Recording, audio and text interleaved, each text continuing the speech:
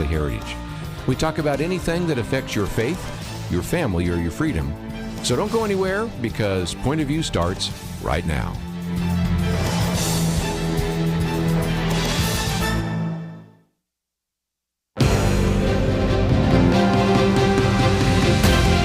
Across America, live, this is Point of View.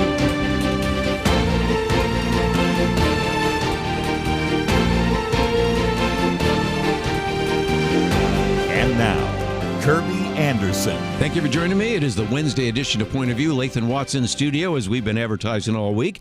And we're going to be talking about a lot of different things. First of all, of course, you have the issue of gerrymandering, which has caused a number of Texas legislators to leave town. Now they're coming back again. But Lathan Watts has a very good piece, which we've posted. Fleeing Texas lawmakers may put protections for women and young girls at risk. So we'll start with that. But one of the ones we've been wanting to talk about for some time is the whole issue of free speech and some of the kinds of protections of liberty in speech that we take for granted that don't exist in Europe, and the impact that that could have here. Of course, we're going to spend some time, as we talked about last Friday. I even mentioned then that we're going to have Lathan in here to talk about debanking. And of course, now we have the president signing an executive order. We have a very good piece by Charles Gasparino. I'm going to quote some other times in which I've quoted from Lathan Watts, and he has another column coming out in the future on that as well. And if you don't mind, I know some of you are in Colorado, but I'm going to pick on Colorado again, because last time he was here, he pointed out that we're having so many problems out of the state of Colorado, we almost need to put an express lane in from Colorado to the Supreme Court, and you'll see why in just a few minutes. Lathan Watts is Vice President of Public Affairs for Alliance Defending Freedom. We have information about him and two of his columns on the website at pointofview.net. Lathan, always great to have you here. Great to be back. Thanks for having me. What about this? You've got these Texas legislators, and again, even though you work with Alliance Defending Freedom, you live in Texas, so you're well aware of the fact that the Democratic lawmakers were convinced that they need to flee the state where gerrymandering is taking place. I have lived here long enough to know that this is not unusual. Like it's getting a little bit of, I guess, national attention this time. Because of the sort of soap opera aspect of Yes. it. You know, some of them went to Massachusetts, some went to Illinois, you know, all these different places. And it's not the first time. And frankly, unless something, I would say, unless like some serious legislative action is taken in the next session, it will not be the last time. Yes. They do this because the Constitution requires 2/3 of the House members there to have a quorum in order to conduct business. So they leave, so there's no quorum, so the House can't do anything. Right. So if there's something that they really don't want to see pass, and they know they don't have the numbers to vote it down, this is what happens. Yes. So not the first time, may not be the last, but what the column was about is that a lot of the media attention is on sort of the soap opera aspect of it Yes. Oh, they left town, and we're going to try to arrest them, or we're going to stop the direct deposit of their paychecks, and all of this, the back and forth. But there's some serious legislation in this special session that's not getting voted on because of these guys leaving town. So that's what that piece is about. A couple of bills that did not make it through the regular session, so they were put on the call for the special session. One is protecting women and girls' privacy in everything from like women's shelters, prisons, places where women are extremely vulnerable. And then the other one, which people might not think about as a safety issue, but it's dealing with the abortion pill, mifepristone. And we took a case all the way to the Supreme Court on this issue, trying to get the FDA to at the very least, put the safety protocols back on that drug because it is not a safe drug. And so this bill that's pending would basically create some legal remedies for women who take this drug and are then harmed by it because they have very little recourse right now. So it's an important bill, too, because even though we have very strong pro-life laws in Texas, these abortion pill manufacturers and other folks are shipping these things into the state, and it's, women are taking this with little to no medical supervision, and it's resulting in some really bad situations. So that's two bills that the House cannot act on as long as these guys are hanging out in Chicago going to Cubs games or Blues Brothers or whatever they're doing. Let's, if I can, for just a minute, point out, even before we go on to this, about where you talked about the media focused on the soap opera nature of this. And let's just help people understand that the legacy media only focused on the issue of gerrymandering and didn't even talk about something like flood relief, because we've had this horrific flood and so many people killed in Kerby'll. And then, even when you had the so-called conservative press, they focused on the fact that they are not doing their due diligence in terms of flood relief. But apart from your column and the conversation we're having today, I don't think anybody's been talking about these issues. And so it illustrates again that sometimes media bias doesn't come from what you say, but what you ignore. And let's take the first one for just a minute, because you have HB 32 and SB 7. I know, again, many of our listeners don't live in the state of Texas, but it's an illustration, again, of we certainly have an executive order from the President of the United States, but unless state legislatures, whether it's Tennessee or Alaska or California or Illinois or Mississippi or Georgia, if they don't take it to some kind of legislative end, eventually that could be overturned. Well, certainly. I mean, executive orders can be repealed just as easily as they were signed.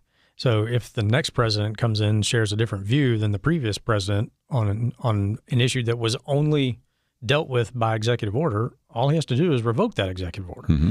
And that also leads to, just sort of a back and forth, or it can, every 4 or 8 years, completely new policy direction change. And that's not good for the country either. No.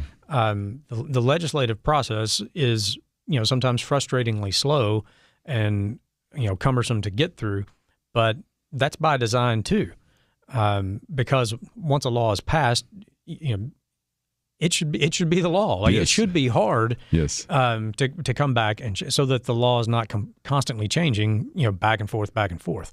So you're exactly right that executive orders can they can set the direction of the federal government. They can instruct federal agencies that are under the executive branch, like, this is the policy that I want in these agencies, in how that executive branch applies the law, but you still need good laws. That's right. Right, and that's the legislature's job. I don't think it can be said enough that presidents don't make laws.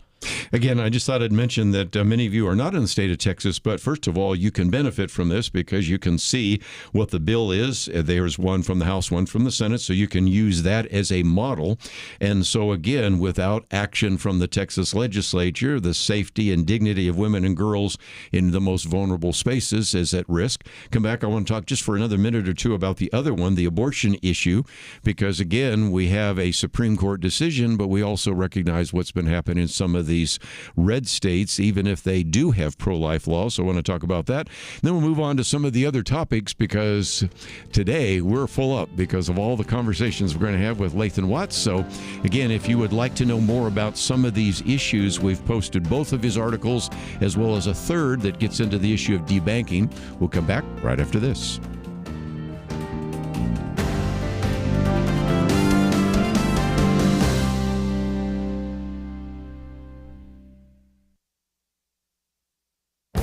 This is Viewpoints with Kerby Anderson. Professor Gatzad always provides great insights on a variety of topics when he's been on my radio program.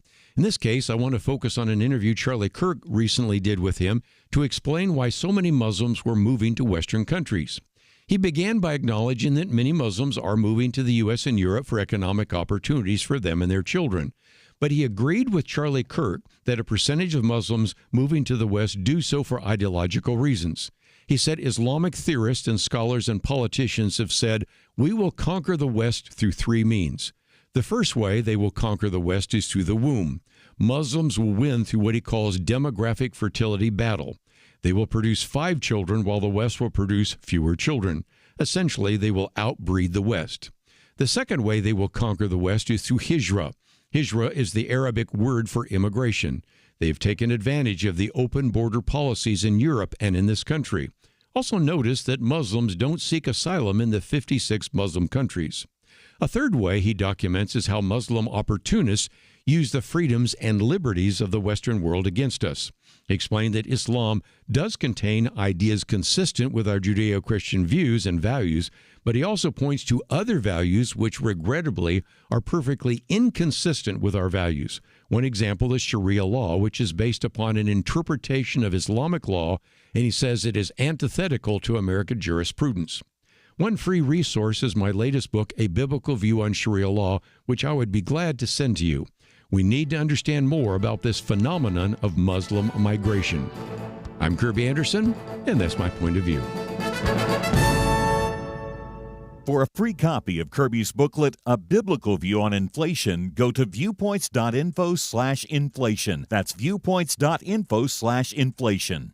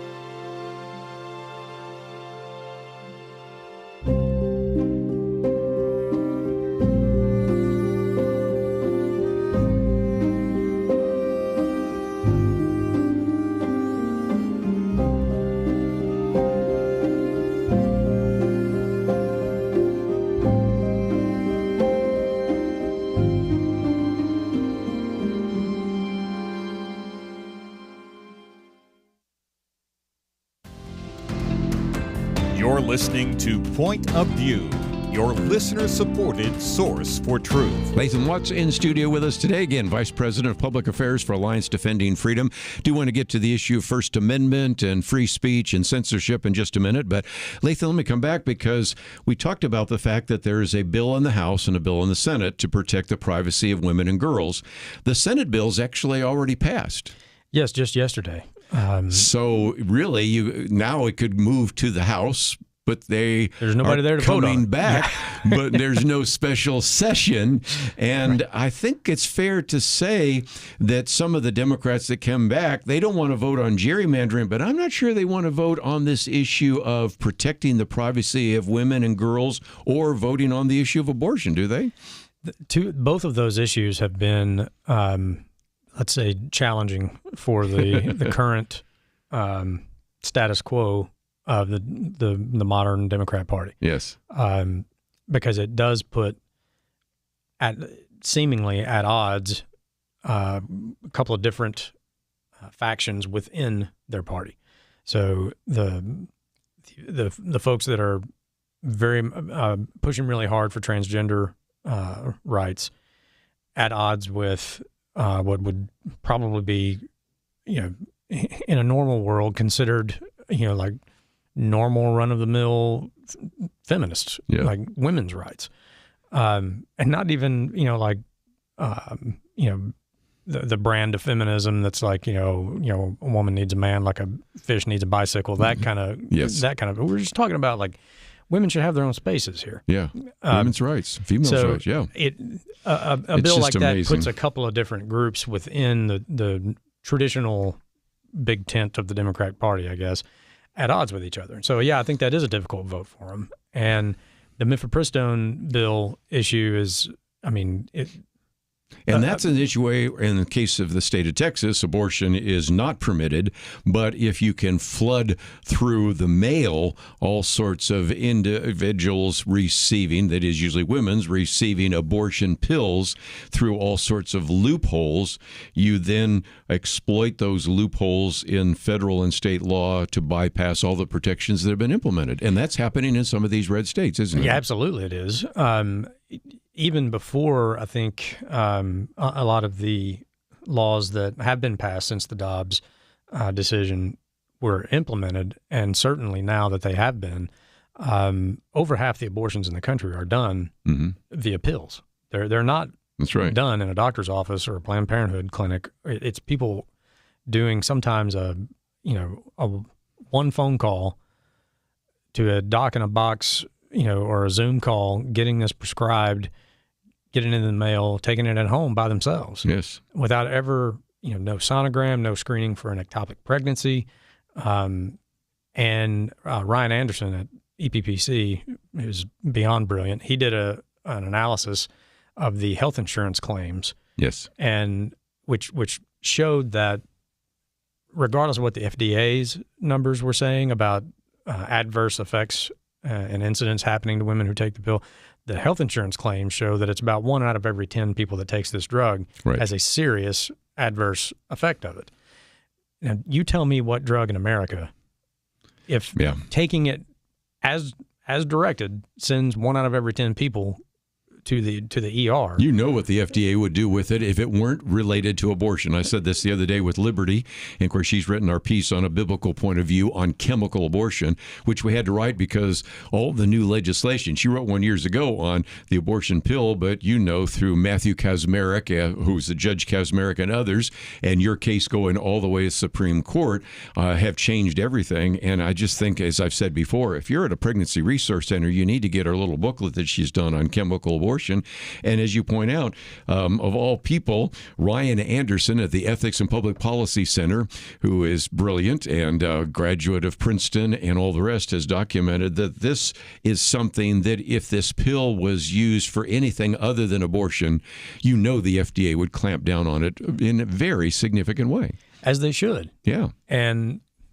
But the scenario that exists now is that these pills are flooding into Texas and other red states that have restrictions, very tight restrictions on abortion, and it's a way to get around them. Yeah. And it puts the women who take the drug at risk because, like I said, without the safety protocols that the FDA lifted, they're not.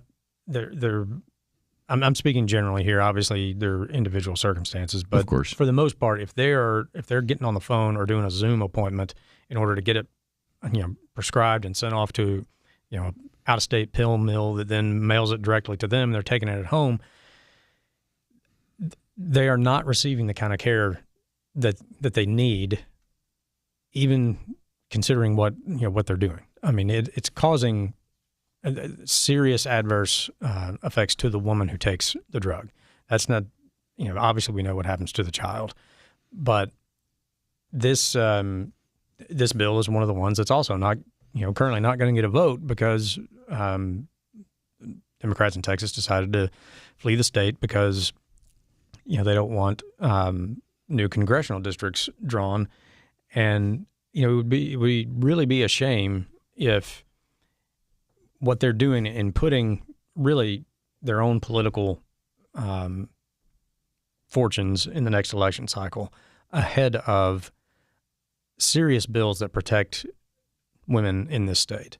So, if this bill dies because, these folks left the state, then, when a woman ends up in the ER bleeding out, it will be cold comfort to her to know that, but the Democrats kept 5 congressional seats. I mean, where are your priorities? I know. Well, and again, there's 2 action items out of this. First of all, somebody say, well, I don't live in the state of Texas, yes, but you can take some of the material in this article, which appeared in Town Hall, written by Lathan Watts, just came out recently, 3 pages, and it's something that you could think about implementing in your state. And second of all, just a reminder once again that even though you think the media is doing a good job of covering a lot of stories, and next hour we're going to get into some of those that are poorly covered, that is certainly not the case. But one of the others, and that is our first article here, comes from what is happening in Europe. And Europe has this European Union Digital Services Act. Well, that sounds pretty good, except what it is basically saying that you really don't have a First Amendment, which you don't in Europe. You only have it here. Yeah. And as a result, then we can use this in a very heavy-handed way to say that something is hate speech, something is disinformation, something is misinformation. So if we don't don't like what you say about immigration, public health, religious, political issues, even about people from different countries, that can be enough to censor you. And you might say, well, I'm glad I don't live in Europe. But guess what? That comes over here to this country too, doesn't it? Of course it does, because it's targeted at the largest social media providers. So if you're Meta or X, or pick your favorite one, who have millions upon millions upon millions of customers around the world, and you're subject to the DSA and the EU, and one of the member countries there, and that's another part of this law there that's really bad, is that if any one of the member countries decides that something on one of those platforms meets their definition of hate speech, then the law enables the EU to assess financial penalties against that social media platform of up to 6% of their global revenue if they don't take it down. Now, when you have as many users as Meta, X, Instagram, all of these things do, how are you going to determine, okay, well, this account that they don't like, that they're telling me to take this down or cost me 6% of my revenue, that one's actually an American living in America. There may be some First Amendment issues here, but this other one over here, no, that one, they live in Belgium, so they don't have a First Amendment there. Like, if they have to take stuff down, they're going to take it down. Of course they will. And would you, if you're a multi-billion-dollar company, want to risk 6% of your revenue? It's the threat to Americans' free speech is clear to me if you use those platforms. Now, obviously, it is not. The First Amendment here protects you from government. What the EU is doing is basically bullying private corporations into doing the censorship for them. It's like, we spot something, we don't like it, we contact the private company, Meta, X, whoever, and tell them to take it down. Of course, they don't define what hate speech is, which leaves it, to my working definition of hate speech, which is any speech that I hate, right? So if any country in the EU doesn't like something, if France is more sensitive than Germany is on an issue, and France brings it up under the DSA, it's got to come down, whether or not Germany wanted it down or not. Well, let me take a break, because one of the things that is said by the commissioner there is that we want to take down anything that is contrary to European values. And you point out that, well, that could be something like the Enlightenment, or maybe even John Stuart Mill, or it could be, I don't know, Nazi Germany. So what does that mean? We'll come back and make some definitional statements right after these important messages. Who can you trust? Years ago, many of us could probably have provided a fairly long list, but today it seems we almost can't trust anyone. Educators don't even know what a woman is anymore. Many so-called public servants have shown all they care about is themselves. The FBI has been accused of bias, law-breaking, betrayal, and journalism. It's largely corrupt, with no Clark Kent standing up for truth, justice, and the American way. All of this is why Point of View Radio is more important than ever, and your part in supporting us is more needed than ever.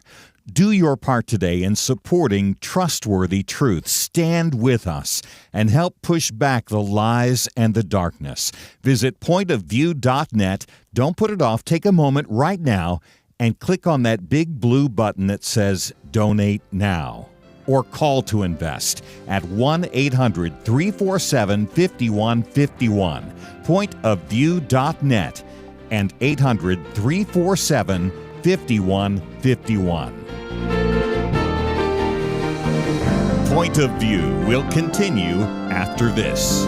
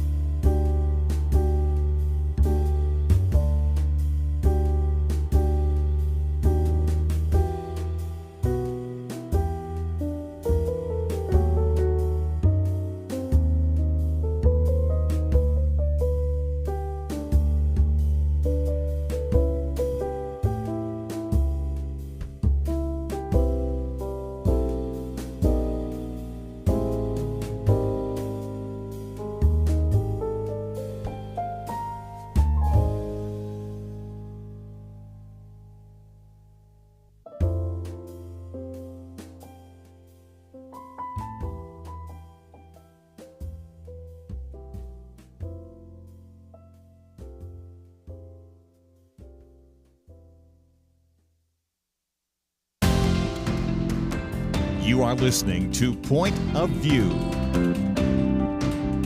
The opinions expressed on Point of View do not necessarily reflect the views of the management or staff of this station. And now, here again, is Kerby Anderson. Continuing our conversation today with Lathan Watts. He is Vice President of Public Affairs for Alliance Defending Freedom.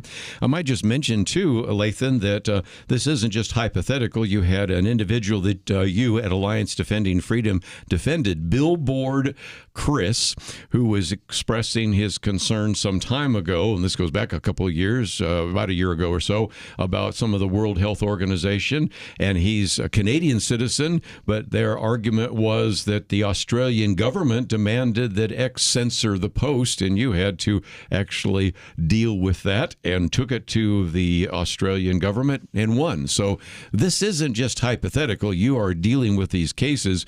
But let's go back to this European commissioner, because you do have a line that did make me smile. When she starts talking about the European values, there are a lot of European values out there. And so just even to begin to talk about those made me smile. Yeah, I think I put in the piece that she mentioned that these are European values that they're standing up for. And I said, well, if you include 1930s Germany as European, maybe she's right. This is a sad commentary that at a time when we thought everybody around the world understood the value of free speech and open discourse, the Vice President, J.D. Vance, spoke to that issue when he was over there in Germany. You have defended individuals in Europe and especially in the UK over these years. And while we are seeing more freedom here in the United States than some time, it doesn't look that way in other countries, especially in Europe. No, and you know, we do work internationally, like you mentioned the Billboard Chris case, and some of our clients in the UK being arrested for thought crimes. Yes. But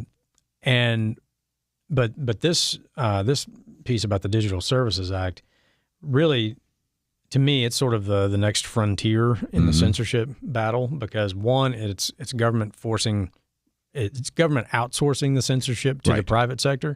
We saw that during the pandemic. Yeah. Right. Lockdowns. And it's a foreign government, who's acting against what is basically a global platform.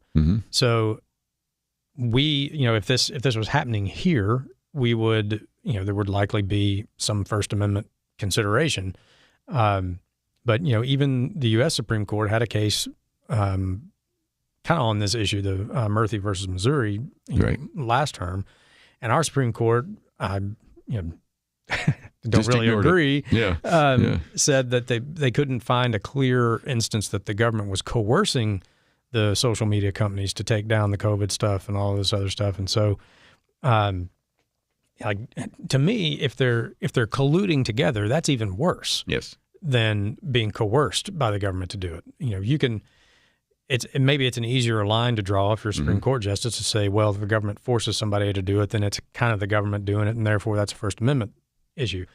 But what's going on here is happening in Europe. But these companies are global, and the people that use them are all over the country. So what happens there could impact Americans. Yes, it can. And that's why I was glad to hear J.D. Vance when he gave the speech in Munich talking about the value of free speech. He mentioned actually a couple of our clients. Did. Yeah. ADF got some, he didn't use ADF, but he used your examples. Right. I mean, they're the cases that we're involved in. Over there, yeah. Defending people from, being arrested for the thoughts that were in their head. So again, this is the first article, and just before we get into the whole debanking, I thought we'd give people an update on some of the cases you have before the Supreme Court, because we've talked about protecting women, and you have two cases really in some respects that relate to that. Then you have some that relate to the whole issue of First Amendment and religious liberty. So these are all prayer targets for some of our listeners. So we have 4 cases we're involved in that will be argued in the upcoming fall term of the Supreme Court. And I say involved in because some of them they are our cases we are arguing. A couple of them are cases we assisted states with, and I haven't heard yet whether or not the state attorneys general want to argue those themselves, or if they want us as second chair, if they want us to argue it. So But the cases, if people want to read more about them, they can go to adflegal.org. BPJ versus West Virginia State Board of Education, and Hecox versus Little. BPJ is obviously out of West Virginia. Hecox is out of Idaho, both dealing with the protection of girls in sports. Women. Yes. Both states' laws are challenged in court and have made their way. That actually cert petitions have been pending for a really long time. Mm-hmm. And towards the end of this last term, they granted both of them. So they'll both be argued in the fall term.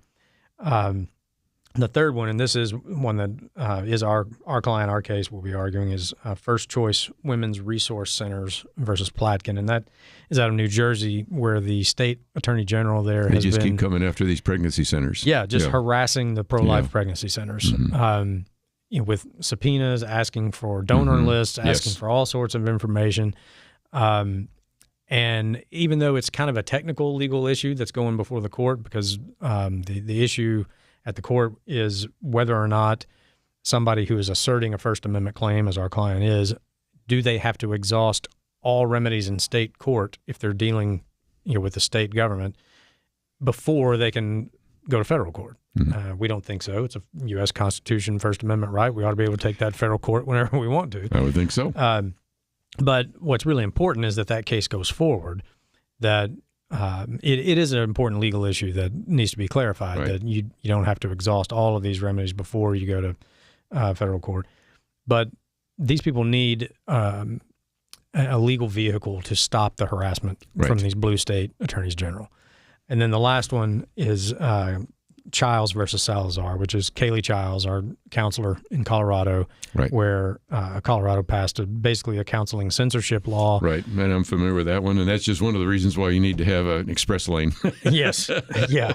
Or just, I don't know, maybe the Supreme Court just sets up like satellite office in Denver, just sits out there for a little while. Baking a cake or making a web page, or in this case, counseling. I mean, every time you turn around. By the way, I thought I'd just mention real quickly, not only is that an important case, but last time we had you in here talking about a Christian camp, but it seems like that once they began to feel the heat, they saw the light, or at least they backed down on that. And so in some respects, there was a case that didn't have to go to the Supreme Court.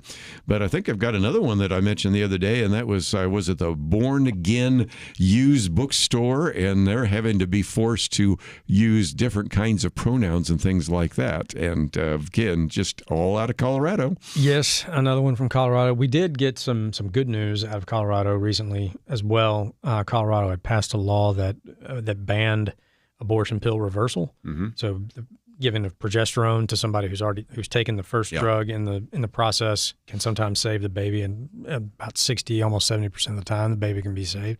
Colorado outlawed that and even outlawed talking about it. We got a permanent injunction from a federal court against that law. So some good news out of Colorado. But again, it's unfortunate that we have to go to court, but we're glad we're winning. Yeah. So. Well, again, just before we get to a break, let's talk about debanking. And I posted this piece by Charles Gasparino because you know that as well as many people have dealt with this. Years ago, I first started talking about the fact that Nigel Farage over in England lost access to all his banking services. And this is a very prominent businessman, but they think was because of Brexit. People that watch maybe Joe Rogan might remember when you had Mark Andreessen, who was one of the, if you will, scions of Silicon Valley, said he knew of 30 tech company founders that actually had been debanked. And we've talked in the past about Melania Trump losing it. And of course, last time we had you in here, we talked about what you were doing behind the scenes, working with people like David Bahnsen and others to actually get, I think in that case it was Chase and some of the others, to change their philosophies. But this particular article just is a reminder that if you want to talk about somebody who was debanked, it was the former president of the United States, and how this was part of Operation Choke Point, then it became Operation Choke Point 2.0. And as Charles Gasparino says, I've looked at everything from Bernie Madoff to the Epstein issues, the 2008 financial crisis, the Wall Street scandals, penny stock scams, hedge fund implosions. I've never seen anything like this. This is a former president of the United States, Donald Trump, who is being debanked by multiple different major banks. And so that's why this last week he signed an executive order.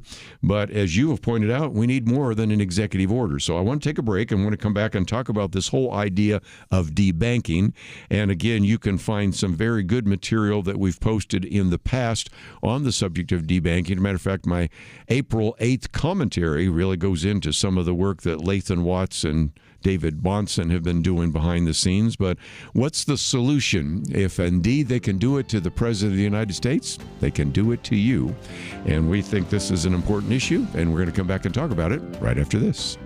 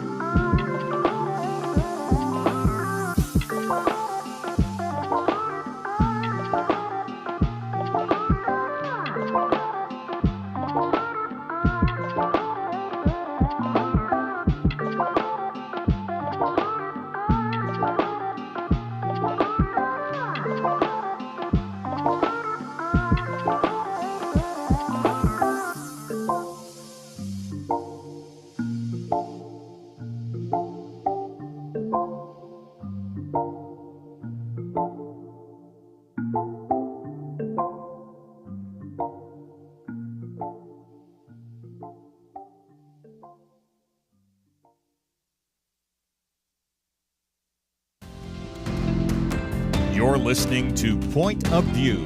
your listener-supported source for truth. By the way, let me just mention that a lot of this comes fast and furious. You might say, okay, I'd like to read this in a more leisurely way. First of all, we have 2 articles by Lathan Watts, one about protecting American speech, one about the fleeing Texas lawmakers and how that puts girls at risk. We have the one by Charles Gasparino on debanking. We're going to get to that in just a minute. But we also have a link to adflegal.org. The first thing that pops up are the 4 ADF cases at the Supreme Court. You can click a button that says Learn More or Donate. There's a wonderful story about 2 runners, one goal, protecting women's sports at the Supreme Court. And then I mentioned just a minute ago about this Christian bookstore that's challenging Colorado's crusade against free speech and many other cases. So there is a lot of material. If you just simply go to pointofview.net, that is the case. But Lathan, let me come back to this because we even talked about it on Friday, and I did get around the roundtable kind of a, is this really much of a problem after all? Is this just, again, trying to find a solution for a problem that doesn't exist? The fact that you debanked the President of the United States, and I can point to all sorts of other individuals that have been debanked as well. The list is getting pretty long, as a matter of fact, of people that you would never have imagined would have been debanked. And some are conservative, some were involved in cryptocurrency, some found themselves wanting to sell firearms. But whatever it was, whether you were selling firearms, whether you were involved in Bitcoin, or whether you were a MAGA, a lot of people got debanked, and the president wants to turn that around. He did just last week sign an executive order on this issue, and he has some personal experience with it, so I'm sure that maybe that motivated him. I don't know, but we're glad that he did. It's basic. Any executive order is basically giving direction to the executive branch agencies, and the big banks especially are heavily regulated by the federal government. Yes, they are. And so, it's the regulators that might have brought the pressure, don't you think? Yes, I do think so, and in fact, just a little over a year ago or so, my colleague Jeremy Tedesco was testifying in Congress on the subcommittee on the weaponization of government, because that committee turned up information that the Treasury Department, FinCEN, that investigates financial crimes, that's true, had sent direction to the big banks that they regulate, saying, we need your help identifying domestic terrorists, and we would like you to surveil your customers' account activity, and here's some of the things we want you to look for. Are they buying religious texts like the Bible? Are they shopping at places like Cabela's or Bass Pro where they sell guns? Do they donate to certain organizations like Alliance Defending Freedom? And they named us. You were in the list. So all the ones that the Southern Poverty Law Center have singled out. Yes, that is, if you go back to President Obama's hot mic moment where he talked about these bitter people who cling to their gods, their guns, and their religion.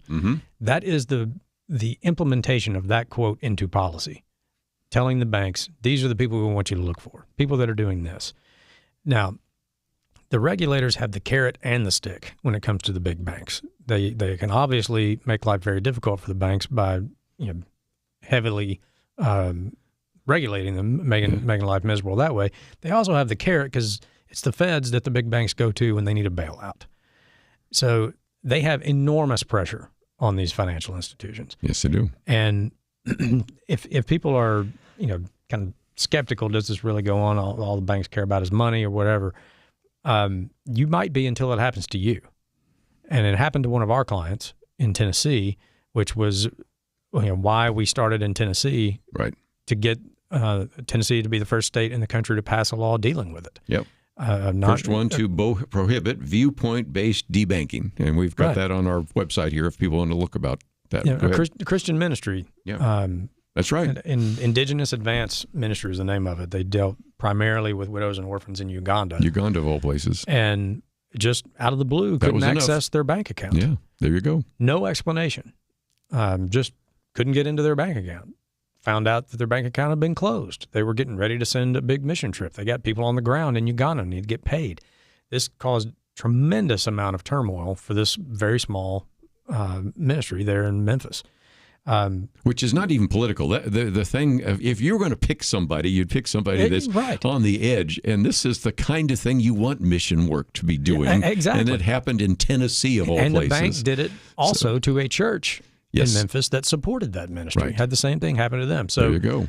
We brought those people to the legislature in Tennessee. They told their story. People in the legislature in Tennessee listened and passed this law. Yeah. Idaho was the second state to do it. It's been brought up in several states. Those are the two so far that have passed it. More states need to do so, and frankly, the U.S. Congress needs to do something. But, I mean, you think about what can you do in this country if you don't have access to a bank account?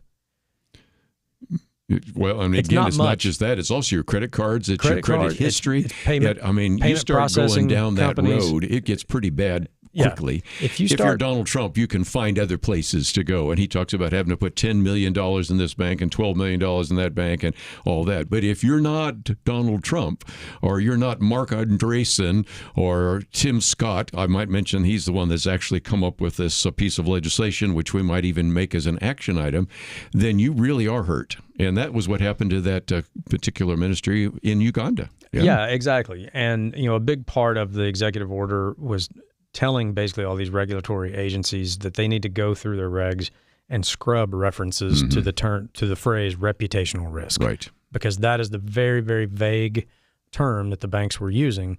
We're concerned that you might be a reputational risk for us because you help widows and orphans in Uganda. Come on. You just cannot make this stuff up. But that just illustrates the point. Yeah, and to your point that, President Trump can options. Probably find somebody else who wants to take his money. But if you're a plumber or a welder, and you decide, okay, I'm going to leave the company that I'm working for, I'm going to do this for myself, start my own company. You try to get a small business loan, and the loan officer takes a look at your social media and decides, I don't like what you think, or the way that you talk about. You're a little too conservative. You're a little bit too pro Second Amendment. Maybe that's a reputational risk for my bank. So no loan for you. Yes, that guy does not have the kind of options like these other people that you mentioned do, which is why this is so important. There should be no, ideological litmus test to get access to your own bank account or financial, lending, whatever you want to call it. Banks are certainly within their rights and their fiduciary responsibility to make fiscal analysis of a potential client.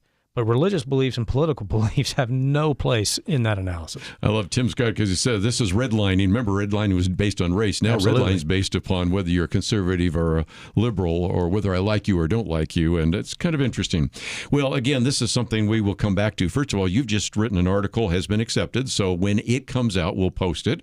I'm going to be writing another commentary on this as well. So this isn't the last time we'll talk about debanking. But if nothing else, I hope that you've learned a couple of very important lessons this last hour.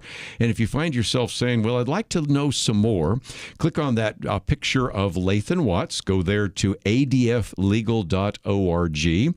We have also his information there as well if you'd like to communicate with him at his Facebook page or X. Maybe you'd even like to invite him to come and speak on some of these religious liberty issues or debanking or the rest. That is certainly the case. And I think we did a pretty good job of covering 4 issues, but we need to get you back soon because you've got other articles coming out, and we'll get you back here again. Happy to do it. We're going to take a break. Let me just mention that we do have this $10 campaign.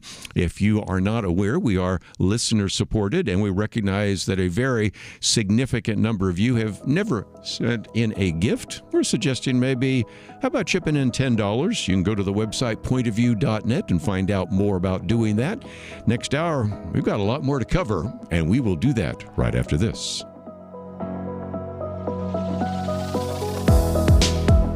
Let me ask you something, if I may. Have you been blessed by Point of View? We often hear from listeners about the positive impact that Point of View has in their lives. As one listener told us, Point of View leaves me informed and encouraged. So this may surprise you. Out of all the Point of View's hundreds of thousands of listeners, just 1% supports the program. And yet Point of View relies on listener donations. If every listener gave just $10, Point of View's full ministry and operations would be funded for an entire year. Let me ask you again, have you been blessed by Point of View?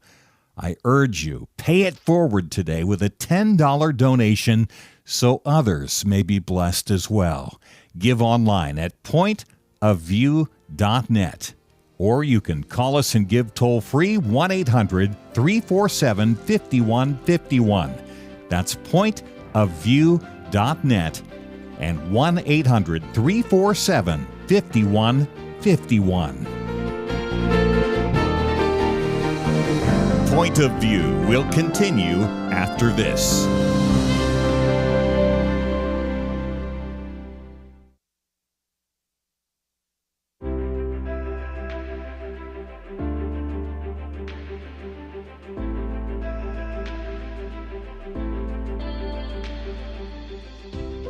Going through the stations and caught Kerby and a very interesting topic. So just listening to it, and so just by hearing the topic, I can relate to some of those topics. But it has impacted my life a lot. I enjoy listening to the station. I appreciate Point of View. You've been great and wonderful. A lot of information, and I really appreciate all your work you do. My wife and I have listened to Point of View for about 17 years now. We just want you to know how much you have meant to us in our lives. I've gotten a real education since I've started listening to Point of View. I want you to think, what would we do? How ignorant would we be if we didn't have Point of View? And come on, guys, give something to Point of View to make sure we don't lose this wonderful voice. And thanks again for what you do. Thank you, Kerby. I consider this my school time, so my 2 hours of school each day. So thank you very much. Point of View Radio Talk Show.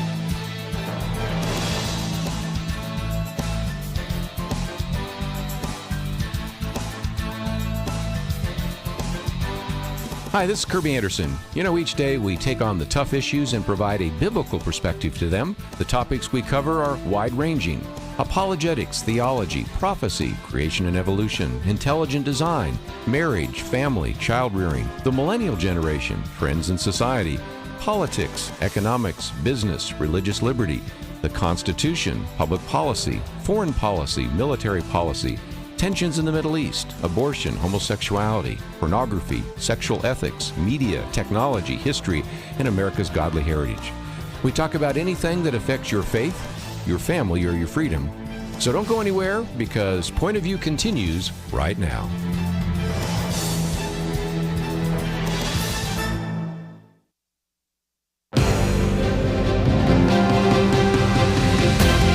Across America, live.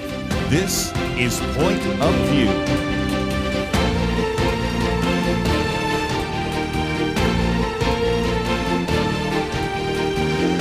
And now, Kerby Anderson. Second hour today, let's see if we can get into some more issues. In this first segment or two, I'm going to call these sort of quick hits, some issues that we have talked about in the past or some things you need to know about, but I'm not going to go into a lot of detail. We certainly spent a lot of detail that first hour with Lathan Watts. And again, I certainly want to say how much I appreciate him, because I've always wanted to spend more time talking with some of the individuals out there that are making a real difference in the legal area. And Alliance Defending Freedom is an organization that was started by the host of Point of View, Marlon Maddox, and Jim Dobson. By the way, Jim Dobson's in the hospital right now. You might be praying for him. Larry Burkett, who's no longer alive. Bill Bright, who's no longer alive. You can go through the long list. Wasn't Adrian Rogers part of it? I know D. James Kennedy was, and he's no longer alive. I mean, in some respects, some of those great, if you will, patriarchs of the evangelical world were those who brought ADF into existence.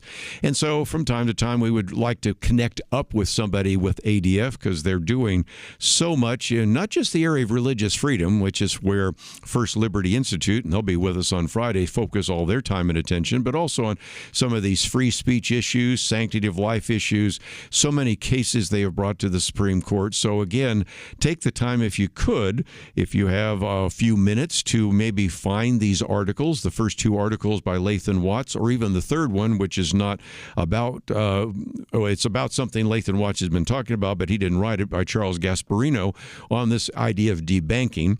And you can learn quite a bit. Also, I would encourage you to think about praying for some of those four important cases. Again, it is amazing to me the things that are happening. As we've talked about before, First Liberty Institute has had 9 cases go to the Supreme Court and won all 9 of them. And the batting average is very good for ADF, although in a few cases they've taken cases they knew they might lose, but still wanted to establish some precedent. But again, 4 cases before the Supreme Court tells you how significant that organization is. And we're just really blessed that he is in the Dallas-Fort Worth area, because the headquarters for Alliance Defending Freedom is in Scottsdale. They have a Washington, D.C. office, but I've heard that they're going to open a Dallas office here, and one of the individuals that is with ADF that is involved in some of the fundraising is in this area. So we certainly want to tap into those individuals who are experts, and I thought that that would be really helpful for you to hear from him. And as I said before, not only is he addressing some of those issues, but even that first article we talked about, when the press even covered this issue of what is going on right now with gerrymandering, they only focused on the redistricting issue in Texas.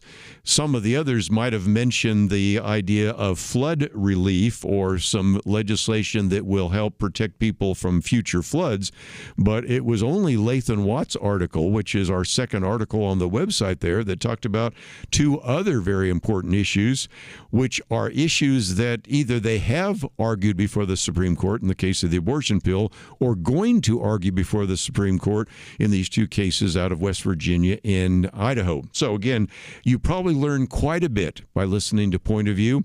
People oftentimes tell me how much they appreciate Point of View, and I oftentimes say the philosophy I've used for my Sunday school class is kind of the philosophy I've used for Point of View.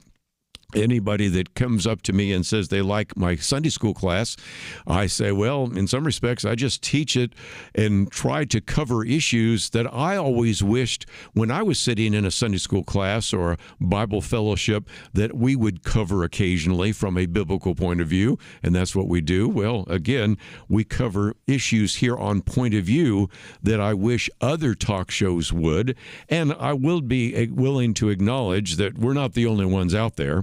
Even today, as I was driving in, I'm listening to a talk show that is done by Mike Gallagher, and he was interviewing Stephen Moore, and Steve Moore's been on the program with us before, and they were talking about a very interesting article that came out earlier in the week in National Review, and that was their conversation. And what I thought was so interesting is we talked about it here on Point of View. So it was kind of fun to, first of all, see that they eventually were getting around to talking about some of the issues we'd been talking about, but I thought it was also interesting to see that Rich Lowry, who talked about this president, that is our current president, Donald Trump, being a consequential president, was very significant. If for no other reason, then you've got to go back, say, to 2016, in which Rich Lowry would have been probably your classic anti-Trumper. As a matter of fact, he was still writes with National Review, and National Review had an entire issue at one point as a conservative magazine calling out conservatives not to support Donald Trump. And now to see this many years later, Rich Lowry saying something that we've seen some others people say as well, that whatever you think of Donald Trump, he has become a consequential president. And that isn't just because we would agree with many of the things he's said or done. You could say that certainly going in the past, whether it was Franklin Delano Roosevelt, there's some things that FDR did that I wouldn't agree with, but I would say he was a consequential president as Democrat. I think you could say Lyndon Johnson was a consequential president. We've talked about everything from the Civil Rights Act, the Voting Rights Act, Medicare, Medicaid, all those kinds of things, some things in Lyndon Johnson's administration that would disagree with, but he was a consequential president. And you can probably get at least a few Democrats to acknowledge that Ronald Reagan was a consequential president. I don't know how you could avoid that, although I have seen some really snarky attempts to try to minimize some of the things that happened during the 8 years of Ronald Reagan and then the following 4 years even of George Herbert Walker Bush, which we talked about just the other day. So anyway, it was intriguing to see some of those things as well. So when we come back from the break, let me first of all take a very short hit, and that is a very good piece by Byron York, who is the political writer for Washington Examiner, in which he's saying, again, Trump is right on the D.C. crime. We've had a lot of people talking about that, both pro or con. A real quick piece by Noah Rothman on how to keep a fake scandal going. This has to do with Sydney Sweeney and the American Eagle ad and some things like that. Also, my commentary talking about Muslim migration. And, of course, we'll get into the issue of gerrymandering. And before we're done, also just the way the press will right now cover what is a very significant humanitarian issue in Gaza, but turn a blind eye to all sorts of famines around the world that don't get even a little bit of ink for the newspapers or a little bit of attention in terms of some of the internet sites. So we're going to get into some really short pieces, but each one of them, I think, just again, a reminder that if you really want to understand what's going on in the world, you need to read widely. But I also might mention that we have, as it is, 6 different articles we've posted on the website today, some of which I'm referring to, others you can probably find on your own. And so if you want to be well versed in what's going on around here and what's going around the nation and what might affect you and your family, I think you should go to the website pointofview.net. And those of you that have never supported us before, as I mentioned just a few minutes ago, you might want to chip in $10 just to say, hey, I'm listening, I like what you're doing, and I can send you something. So we'd greatly appreciate it. Let's take a break. We'll come back with more right after this.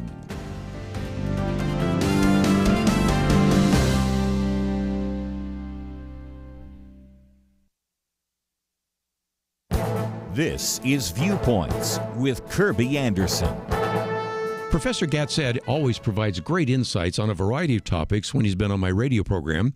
In this case, I want to focus on an interview Charlie Kirk recently did with him to explain why so many Muslims were moving to Western countries.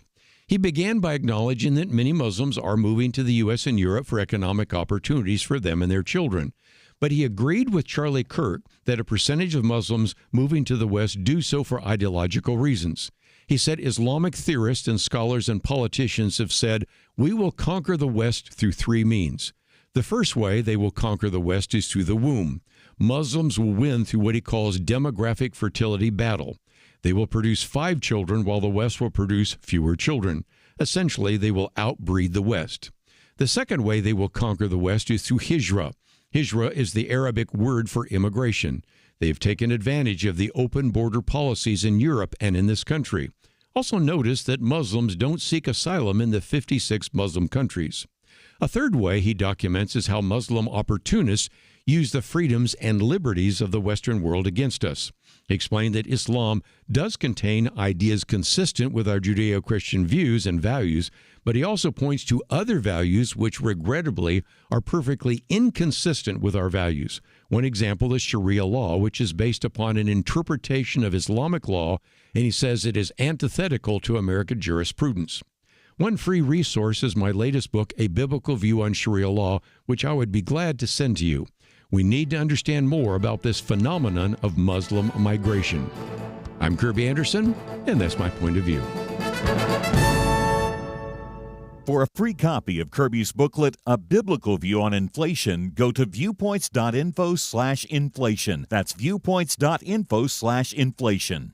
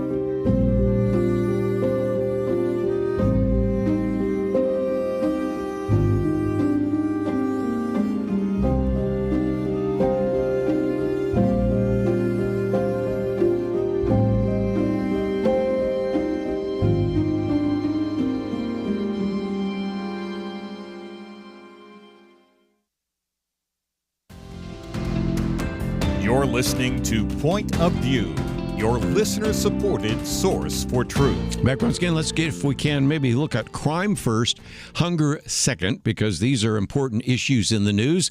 And again, I think, as I've always said, I want you to have discernment, maybe even a little bit of skepticism by the way various stories are covered. And as you well know, as we mentioned yesterday, President Trump has decided to bring in the National Guard and to have the president take over control of the Metropolitan Police Department, which is allowed under home rule. Let me begin because Byron York reminds us of all the statements that are being made, so I'll just give you two. One comes from a D.C. councilman, Charles Allen. He says the president taking over control of the Metropolitan Police Department and putting the U.S. military on the streets of D.C. under the guise of public safety is wrong. It's an extreme, outrageous, and dangerous move for our city and the safety of all residents. Again, if you're assuming that police in the streets, military in the streets are a threat to citizens, then maybe you can accept the assumption, but that's nevertheless what you have. Then you have Hakeem Jeffries. He is the minority leader in the House of Representatives, argue that violent crime in Washington, D.C. is at a 30-year low. Donald Trump has no basis to take over the local police department and zero credibility on the issue of law and order. Get lost. Okay. So those were the comments, and there were others which are virtually unrepeatable on radio. And so as a result, Byron York tells us exactly what we found out yesterday from Katie Pavlich and many others, that yes, it is true that violent crime statistics nationwide have been going down. You might remember a commentary I did recently that said that after looking at the first 6 months, if this trend continues, the murder rate in America will be the lowest ever. So that's good news. But then he goes on to remind us of the fact that, first of all, you have to question the accuracy of some of the crime reporting in the District of Columbia. He gives you a link there, but I gave you one yesterday in which there was an individual who was found cooking the books, and that one illustrates again that you probably should take with a grain of salt, maybe a whole bag of salt, some of the numbers that you're getting there anyway. But nevertheless, when you look at this, let's take the numbers that are there. In 2023, which was a bad year for crime in the district, there were 40 murders for every 100,000 residents. That went from 40 murders for 100,000 residents down to 27 for 100,000 residents. So the question is, so is that good? That's still a very high number.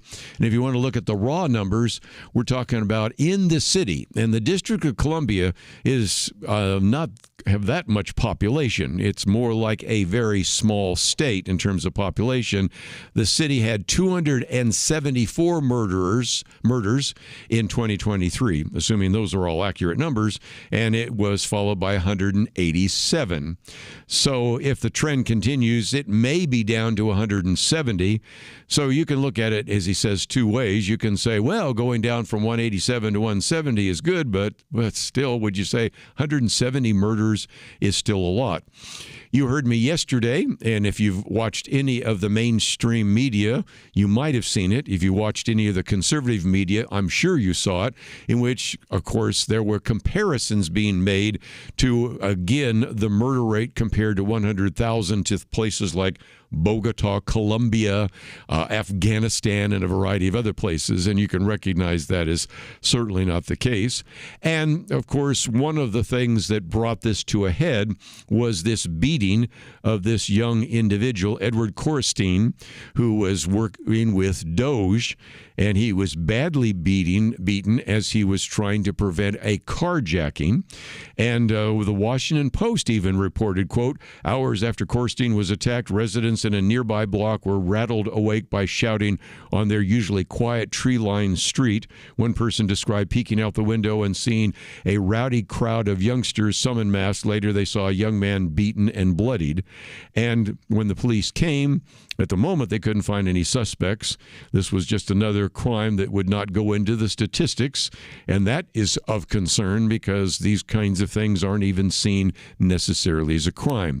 I read for you yesterday how in many cases, if this is done by a teenager, it's gone to family court, and so it's not considered to be any kind of major crime, and so that is the case. Interestingly enough, Byron York said that one resident who was afraid to give his name nevertheless said, look, the language Trump uses to describe D.C. is wrong, but clearly there's something bad going on that needs to stop. And he talked about the fact that he had to denounce Trump, but he still was very worried about crime. And so again, Byron York, you can find this article. It's our third article, I guess it'd be our fourth article since we have the three dealing with Lathan Watts. Our fourth article here, he says that Trump, that is Donald Trump, is imagining a Washington with a far lower crime rate than its residents have been accustomed to. Even though they stand to benefit enormously if he succeeds, many of those residents and their political representatives will oppose Donald Trump for trying. In the process, they will become almost protective of their crime rate now that Trump is threatening it.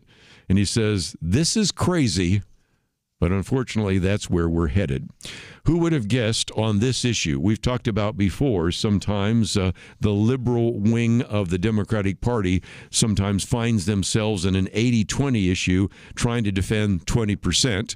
Sometimes these are 90-10 issues trying to defend 10%, but nevertheless, that is the case. One of the things we haven't talked a great deal about, and probably do need to have some focus on that, although I do have an attempt right now to get some individuals who've had a ministry in Gaza and have even been successful in leading Muslims to the Lord in Gaza. But one of the things that you're hearing quite a bit about right now is the fact that you have these food distribution centers in Gaza. And the editorial board of the New York Times the other day was denouncing the Trump administration, denouncing Israel, denouncing Benjamin Netanyahu, and even denouncing the creation of what's called the Gaza Humanitarian Foundation, because they argued that the Gaza Humanitarian Foundation, put together pretty much by Israel, has only 4 food distribution centers for the entire population of Gaza, compared to about the 400 the United States and other groups have been adding. True, but some of the UN groups won't go into some of those key areas in Gaza, which are seen as dangerous. And again, you can have, as Jim Garrity points out in his piece, some argument about whether or not they're doing a good enough job. But if nothing else, it illustrates only so well that what they're trying to do is reach individuals that are hungry, malnourished, or perhaps even starving. And the argument that sometimes is being made is, well, Benjamin Netanyahu is actually engaged in genocide. And Jim Garrity points out, you don't facilitate an airdrop of 131 tons of food aid to the targeted population just in one day, or come up with 675 humanitarian aid packages in a 9-day period if your ultimate goal is genocide. And then goes on to remind us that, of course, if Hamas would release the hostages, that might calm down the conflict. But then just does some comparison in the World Health Organization, complaining about some of these malnutrition issues and statistics, and then starts comparing them to a few other countries. And that is, for example, in Sudan, which we've talked about on this program many times, 2 million people are facing famine. At least 20% of the population there are facing extreme levels of hunger. 30% of the children are wasted, too thin for their height. The death and mortality rate has doubled. In Haiti, you have 5.7 million people facing acute hunger. In Syria, the numbers are even higher. 9.1 million people classified as food insecure. In Afghanistan, 9.5 million people are severely food insecure. Or how about the Republic of Congo? 28 million people are facing acute food insecurity, and 4.75 million of those are children under the age of 5. So the question he asks, it's a good question. How much coverage have you heard about, the Dominican Republic of Congo or Sudan compared to Gaza? All the attention right now is on Gaza, and that is certainly of concern. But notice how, once again, the media turns a blind eye to major issues of famine and hunger in other parts of the world, while focusing a significant amount of attention on what is going on in Gaza. Might be an anti-Israel bias, or maybe just the only place where they would to choose to focus their attention. Let's take a break, though. We have more to cover right after this. At Point of View, we believe there is power in prayer, and that is why we have relaunched our Pray for America campaign, a series of weekly emails to unite Americans in prayer for our nation. Imagine if hundreds of thousands of Americans started praying intentionally together on a weekly basis. You can help make that a reality by subscribing to our Pray for America emails. Just go to pointofview.net and click on the Pray for America banner that's right there on the homepage. Each week you'll receive a brief news update, a specific prayer guide, and a free resource to equip you in further action. We encourage you to not only pray with us each week, but to share these prayers and the resources with others in your life. Join the movement today. Visit pointofview.net and click on the banner Pray for America right there at the top. That's pointofview.net. pointofview.net. Let's pray together for God to make a difference in our land. Point of View will continue after this.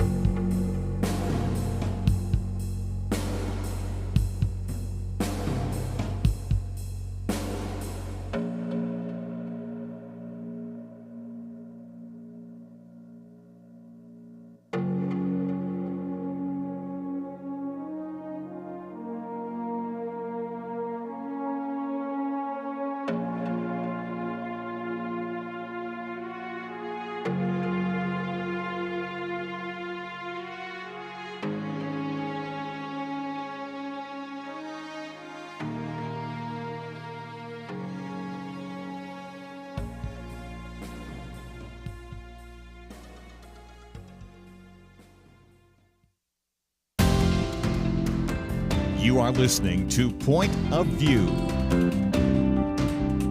The opinions expressed on Point of View do not necessarily reflect the views of the management or staff of this station. And now, here again is Kerby Anderson. Back once again, we're spending some time now talking about this issue of socialism. This was something we were going to talk about the other day, and then we had to move some things around. But I thought I would make an offer, as we oftentimes do. I'm holding up right now, for those of you watching online, my booklet on a biblical point of view on socialism. I might mention that earlier than just a number of years ago, I also did one on a biblical point of view on capitalism and socialism. The one on capitalism and socialism also dealt with some of the arguments socialists have about capitalism. But today, I want to really focus on this one, because what are the arguments for socialism? What is the so-called promise of socialism? What has been the track record of socialism? And that's where we have this very long list put together by Dinesh D'Souza, which actually was in his book called The United States of Socialism, of all the failed experiments of socialism. Then the argument that, well, we have a different kind of socialism. The experience in the past has taught us how to do it right this time.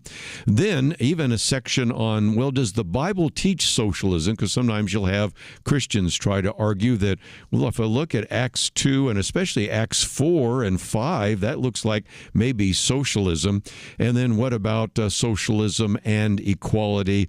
How to think about this from a biblical point of view. So I really do recommend this booklet. One, because you might want to get some talking points. Two, because you might want to grab a copy of this and give it to a child or a grandchild that maybe has been indoctrinated in that on the university campuses. And since it's sort of back to school here in August, and many won't get started till September, I wanted to make that available.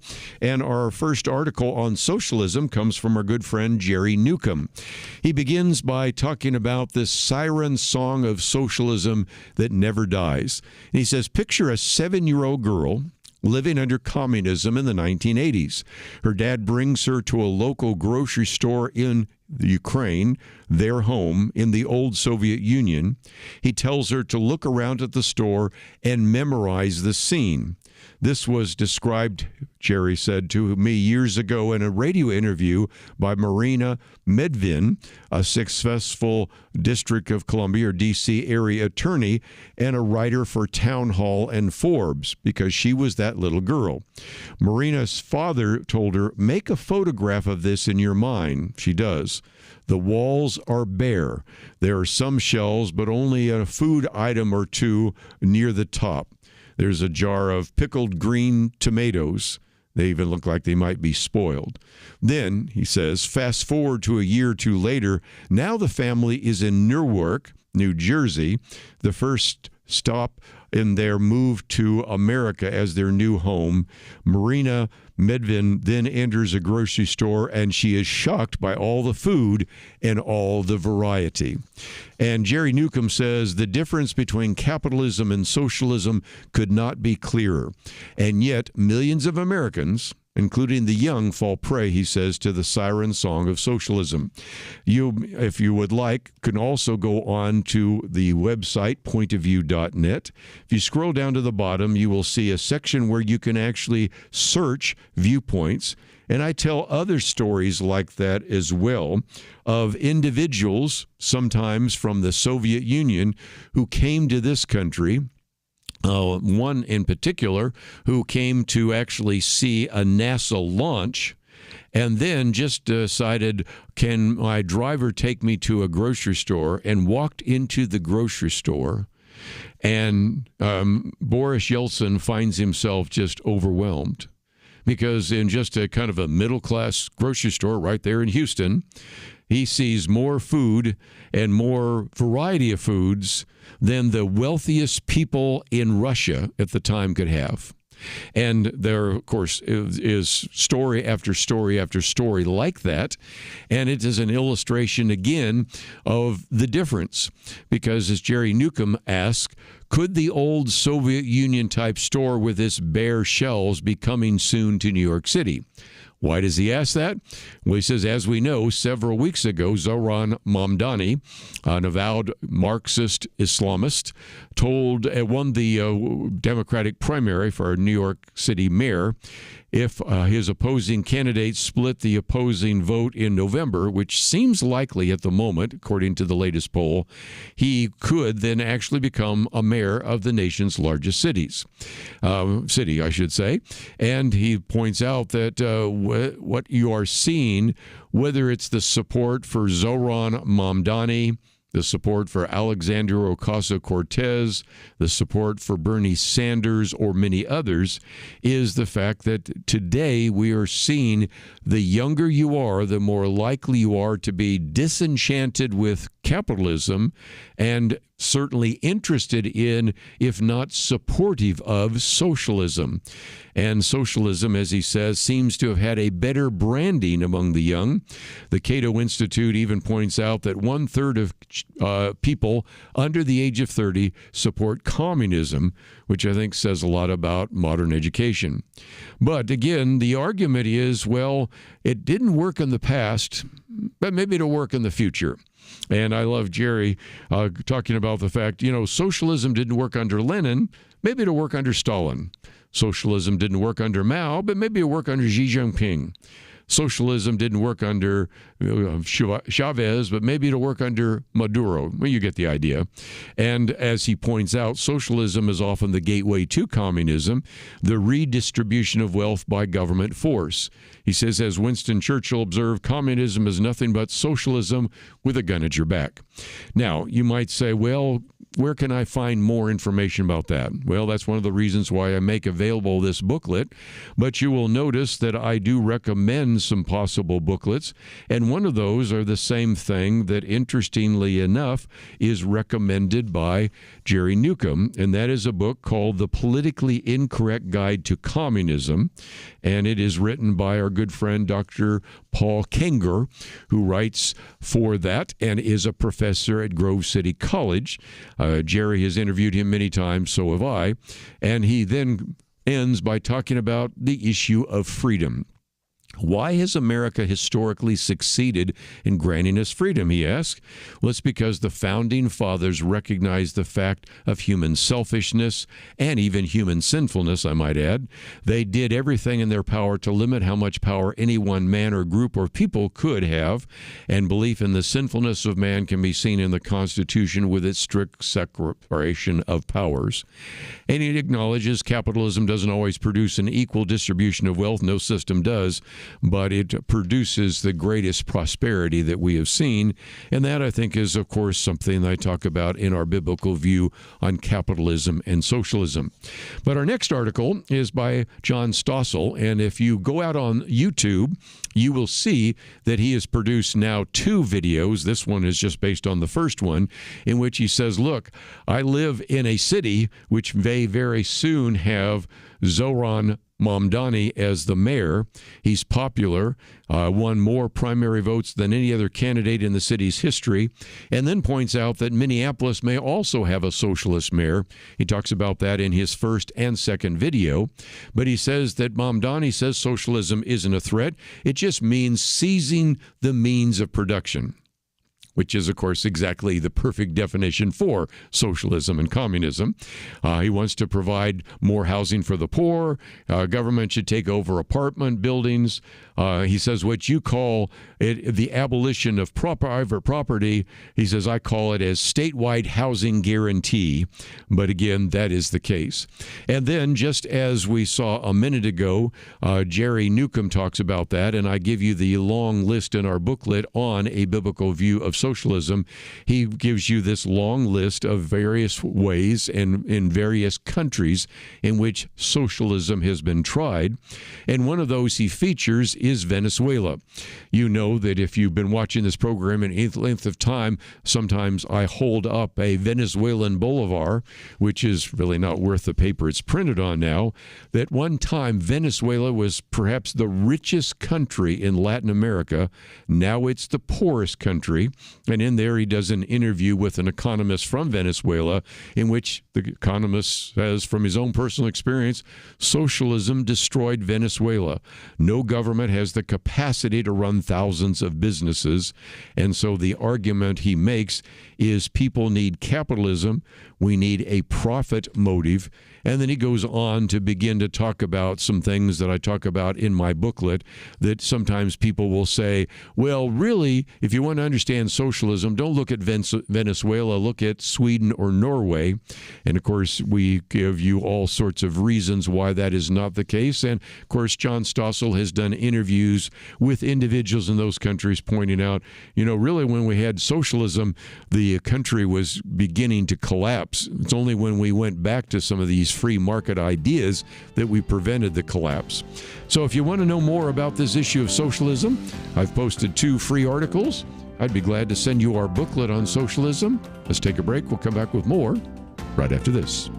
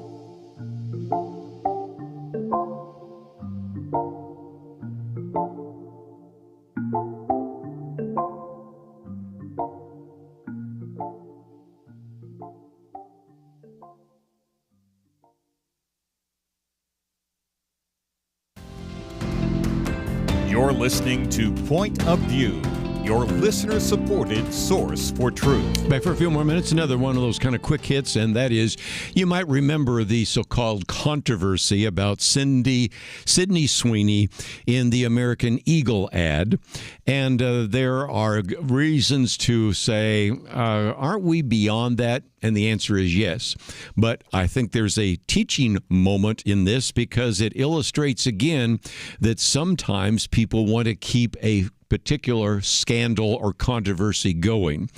Turns out that there are individuals that actually survey everything, including the Sydney Sweeney American Eagle ad, and that would be the economist YouGov. Now, that's a very credible survey. In just a minute, I'm going to talk about one that is not very credible and illustrate again why you should have some discernment. They actually went out in a poll that came out just recently. The poll was done from August 9th to the 11th of American adults. And they said, what did you think of the ad? And interestingly enough, when asked if the ad was clever, because it was probably successful as getting attention for that, or offensive because of so-called Nazi eugenics, or neither. First of all, what you found is most said neither. Kind of a, that's all I've got. But 39% called it clever, and you could only find 12% that saw the ad as offensive, even after the drumbeat about how this was a Nazi ad, a white supremacist ad, or something of that nature. And so just looking at this survey would show that either people said, I'm not even going to pay attention to the ad, or it was interesting, but I don't really have an opinion on it, or 32% said, I was kind of clever, got my attention. You would think, well, that would be the end of it. And you would be wrong. It turns out that wanting to keep the scandal going, wanting to keep the controversy going, Axios wanted to, and I love how Noel Rothman says that, applied a defibrillator to the lifeless scandal by actually having its own poll coming out. And this one came from Generation Lab, which right off the bat, okay, this isn't exactly one that I hear of too often. YouGov poll, Washington Post, Rasmussen, Gallup, Generation Lab. Isn't that interesting? Okay, but let's dig into it a little bit. And they found that 32% of the young people felt positively about the ad. 36% reacted negatively. By the way, this was only of young people, by the way. And again, 41% indifferent. So you might say, okay, it's surfacing a little bit more, maybe almost 3 times as a percentage more of people that had a negative reaction. But then who exactly did Generation Lab poll? Well, dig in a little bit and you find out Axios confessed that the pollster drew, do you love this, quote, a representative sample. Air quotes, a representative sample from undergraduate and graduate students nationwide. Oh, I wonder how they're going to react when they probably have heard many of their fellow students complaining about that, or when they're on a college campus, and that's kind of what you'd naturally expect to get from that as well. So there are polls that are reputable, there are polls that are manipulated, and just as I say that you should be skeptical and have discernment over whatever you see, read, and hear, you should also apply that even more with polls. We're not probably going to talk about Sydney Sweeney again or an American Eagle, but I thought it would be worth a mention, if for no other reason, it's just one more reminder of why you need to be careful to evaluate what you see, read, and hear. We're all about learning and teaching critical thinking skills, and there's a good example. Just dig a little bit deeper. How was that poll done? Who was polled?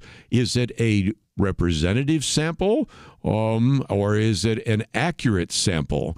That word representative turns out when you start looking at that, it was not even close to even a representative sample, but we'll leave it for that. Just before we wind down for today, let me just mention my commentary is on the issue of Muslim migration. And it comes, interestingly enough, from an interview that Professor Gat Sad, who's been on the program with us numerous times, had with Charlie Kirk. Now, we love Charlie Kirk. As a matter of fact, we gave him the Marlon Maddox Award for the Rising Star. Of course, when we gave that, he was already a rising star. Now he's really up there. But nevertheless, they were talking about the issue of Muslim migration. And I think it's important to recognize that certainly there are Muslims that are moving from those host countries into the United States and Europe, and many of them are looking for economic opportunities. This morning, my wife and I are on a walk, and we have this one Muslim couple we know. He works in a hospital, and he's just a very nice man, and we enjoy chatting with both of them, and I'm sure he came here to use his skills in this country. But then Charlie Kirk also said, aren't they also moving here for ideological reasons? And that's where Professor Gatsad, who's been on the program with us before, said, look, Islamic theorists and scholars and politicians have said, quote, we will conquer the West through three means. The first way, we will conquer the West through the womb. Muslims will win with what he calls the demographic fertility battle. They produce 5 children. In Europe, you're lucky if a couple produces 1 or 2 children, and so they're producing many more.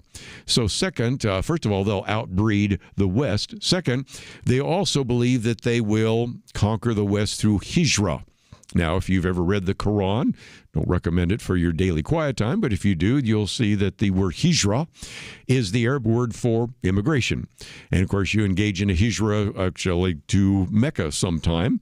But, again, look at how the open-door policies, especially in Europe, but even in this country, have been taken advantage of that. Just think about this. Muslims oftentimes don't seek asylum in any one of the 56 Muslim countries around the world. They come to this country, they come to Europe seeking asylum here, even though they might be able to escape any kind of persecution by just going to a neighboring Muslim country. And that's because these Muslim opportunities oftentimes use freedoms and liberties and opportunities in this country against us. And so that is one of the other things that he talks about. And then, of course, the third one is pretty obvious, and that is Islam, if you think about this, is not really consistent with our Judeo-Christian views and values. As a matter of fact, Gatsad says that regrettably, their values are perfectly inconsistent with our values. And one example, of course, is Sharia law. I might mention that we do have a booklet on a biblical point of view on Islam, which oftentimes gives you ideas and hints about how to witness to your Muslim friends, neighbors, and coworkers. But our latest book is a biblical view on Sharia law, and we've updated it because of some of the things happening in this country. So again, I would make available to you not only our booklet today on socialism, we'd be glad to make available to you our booklet on a biblical view on Sharia law, but probably the best way to make sure that you receive these booklets on a regular basis is, as we've pointed out before, we do make those available to you. If you are a donor to Point of View, you'll receive our Outlook magazine. I'll hold up the latest one that is just now being mailed out, and that one goes out to anybody who is a donor. But if you actually join at the $1 a day, $30 a month, $360 a year, you receive these booklets. And that is one of those things that I would encourage some of you to consider as well. Today, of course, we were talking about the fact that many of you are not donors, and even a one-time gift would be certainly appreciated, which is why we have our $10 campaign. But some of you might want to join at that $1 a day, $30 a month, because you'll receive the booklets that we would love to send to you. That's all we have for today, but I hope that you find all the material on the website at pointofview.net. I want to thank Megan and Steve. See you back here tomorrow on Point of View. Let me ask you something, if I may. Have you been blessed by Point of View? We often hear from listeners about the positive impact that Point of View has in their lives. As one listener told us, Point of View leaves me informed and encouraged. So this may surprise you. Out of all the Point of View's hundreds of thousands of listeners, just 1% supports the program. And yet Point of View relies on listener donations. If every listener gave just $10, Point of View's full ministry and operations would be funded for an entire year. Let me ask you again, have you been blessed by Point of View? I urge you, pay it forward today with a $10 donation so others may be blessed as well. Give online at pointofview.net. Or you can call us and give toll-free 1-800-347-5151. That's pointofview.net and 1-800-347-5151. 51. Point of View is produced by Point of View Ministries.